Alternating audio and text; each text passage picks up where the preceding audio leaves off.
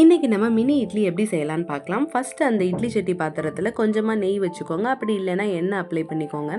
ஈவனாக எல்லா ஹோல்ஸ்லேயுமே அப்ளை பண்ணிவிட்டு அதுக்கப்புறமா மாவு ஊற்றுங்க. அதுக்கப்புறமா அதில் இட்லி சட்டியில் ஸ்டீம் பண்ணிவிட்டு எடுத்திங்கன்னா ஒரு 2 மினிட்ஸ் வெயிட் பண்ணுங்கள். 2 மினிட்ஸ் வெயிட் பண்ணி பார்த்தீங்கன்னா ரொம்பவே சூப்பராக ஈஸியாக டர்ன் ஆகி அழகாக வந்துருந்துச்சு. அந்த ஷேப் கூட மிஸ் ஆகலை.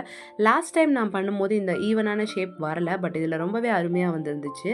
ஸோ இதுக்கு ரொம்ப வெயிட் பண்ணி ஒரு 2 மினிட்ஸ் வெயிட் பண்ணி அந்த கேப்க்கு அப்புறம் நம்ம அதை எடுத்தோம் அப்படின்னா நல்ல ஒரு கன்சிஸ்டன்சியோட வருது.